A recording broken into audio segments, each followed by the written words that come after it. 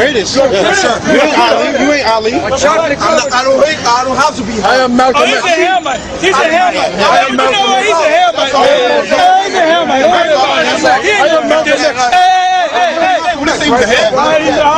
I'm saying he's a Hamite. He's a Hamite. Hey, you're a Hamite. Hey, listen up. Now the brother just read in Ezekiel the 9th chapter and the 4th verse about the mark, right? Now you got, listen good, this is from Nathaniel 7, all right? Nathaniel 7 and his cohorts are teaching that we go off when we talk about the mark of the beast. Now what about the mark of the Most High? The Most High don't put a chip in you, right? Right. Well, if you understand the Hebrew or the Greek, you would know that the word in Ezekiel 9 and 4 to 6, when it reads about the mark, the word in the Hebrew is sawa. Right. All right. Now the word sawa from the Hebrew means to desire. Listen, to exempt from judgment. So in other words, when you read Ezekiel 9 and 4, the Most High, when you read the first verse, it tells you how the Most High sent out the angels to kill Israelites. But he said the one, matter of fact, read it again. From the first verse? From the first verse. To show you that it's Ezekiel 9 and 1. To show you that it's talking about angels, all right? Ezekiel 9 and 1. He cried also in my ears with a loud voice, saying, cause them that have charge over the city. Those are the angels, all right? Go ahead. To draw near, even every man with his destroying weapon in his hand. Go ahead. And behold, 6 men came from the way of the higher gate, which lieth towards the north, and every man a slaughter weapon in his head. These wasn't men, these were angels. When you read the whole story, you see that they're angels, because angels had come in the form of men. Acts the 1st chapter, angels come in the form of men. All right? Go ahead. And one man among them was clothed with linen, with a writer's inkhorn by his side. He's wearing linen, so it ain't talking about the white man. Go ahead. And they went in and stood beside the brazen altar. And the glory of the God of Israel was gone up from the cherubim to the cherub, whereupon he was to the threshold of the house. And he called to the man clothed with linen, which had the writer's inkhorn by his side.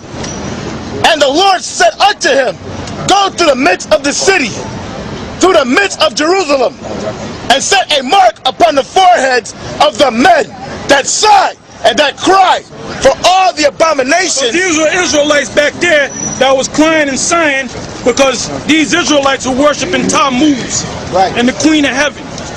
So this is talking about right now too. All right?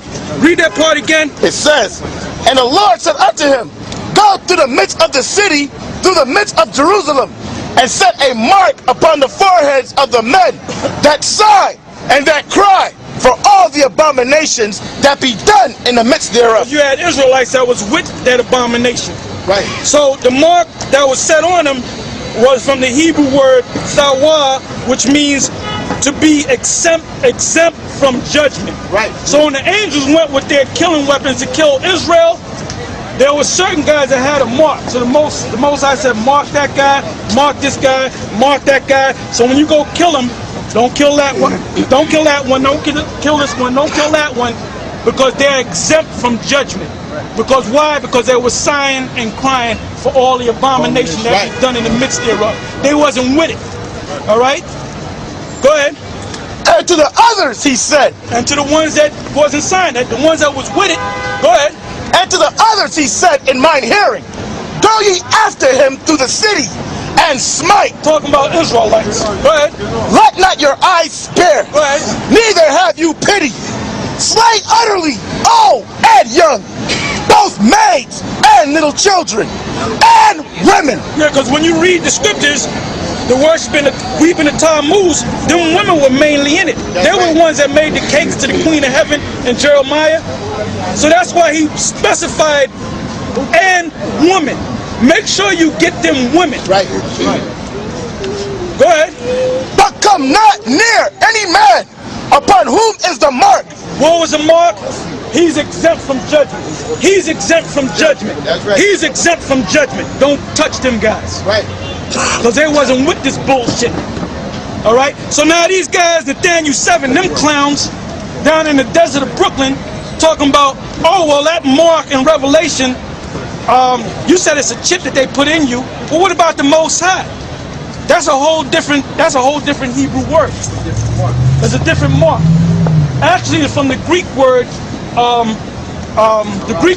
charagma, from the Greek, which means a stamp, an imprinted mark, right? Yeah. As a mark branded on a horse, to carve, to cut in. Where is that again? Excuse me? What word was that? What's that? What's The word, okay, the word is from a Greek word. When you read, matter of fact, go to Revelation 13 and 16. Matter of fact, read this whole list of scriptures. Revelation 13, 16, jump to 17. Revelation 14, 8 to 9. Revelation, get these scriptures. Revelation 14, 11 on down. Revelation 15, 1 and 2. Revelation 16, 2 to about 4. Revelation 19, 20. Read a couple of verses in there. Revelation 24 and read a couple of verses in there. All right? Anytime these scriptures that I called out, if everybody got it, it's all going to use that word mark. And when you go into the Greek, the word there, like I said, is charagma. All right? Like I said, I'm going to say it again. A stamp, an imprinted mark, as a mark branded on a horse, to carve, to cut in. Revelation 13 and 16, right? Yeah, read loud. Revelation 13 and 16. And he causeth all, both small and great, rich and poor, free and bond, to receive a mark in their right hand or in their foreheads, and that no man might buy or sell save he that had the mark, or the name of the beast, or the number of his name. That's plain. What verse you in? 17. All right, now go from there. We don't got to read on. Go to the 14th chapter, 8 and the 9th verse. Go ahead. 14:8. I got it. 14 and 8. Revelation 14 and 8. And there followed another angel saying, Babylon is fallen. It's fallen. That great city. We don't got to tell you who Babylon is. Go ahead. Because she made all nations drink of the wine of the wrath of her fornication. And the third angel follows them, saying with a loud voice, if any man worship the beast. Now listen, this is going to show you. Now these stupid idiots, Nathaniel 7 and his clowns, they teaching that, oh, the mark is when you follow the ways of Esau. Read on. Read if any man worship the beast and his image and receive his mark in his forehead. Read again. Read again. It says, and the third angel followed them, saying with a loud voice, if any man worship the beast. That's the worshiping part. That when you follow this Right. man's system, all right? Go ahead. And his image. And his image. Like if you become a cop, because eventually they're gonna have to. Cops are gonna get that mark. Yeah, that for the all right? smart gun. And his image. That's the worshiping part. The smart gun. But it goes deeper than that. Once you worship them and follow them, there's another thing you got to do to prove that you worship them and follow them. Go ahead. Loyalty. Go ahead. And receive his mark. And receive his mark. Exactly. Charagma, to stamp, to imprint, to cut in. So it's something that they actually going to put in you, different from Ezekiel 9 and 4, mark meaning thawa, meaning to be exempt from judgment. Right. All right. Yeah, brother. This is Mark. So that's why nobody. That's why down there in the desert of Brooklyn. That's why they pass by. They don't listen to your stupid ass. All right. And then you would never come out here because you don't want this heat up here, man. Right. You don't want this heat up here. You want to stay in that nice area of Brooklyn where people walk by you like you fucking half crazy. Right. You want to come out here in the battlefield where the heat is at. Right. That's right. That's right. All right. Go ahead. That's why we getting on your ass, man. And that's why we calling your name. You and Barack Shah talking about you got your fucking house in order. I'm gonna see how much your house is gonna be in order when they start issuing them chips on your ass and your children. Right. I'm gonna see how much in order you are. Now, if you're a man of the Lord, you don't have to worry about that. All right. Go ahead. Go straight to the main point. Go ahead. It says mark, a brand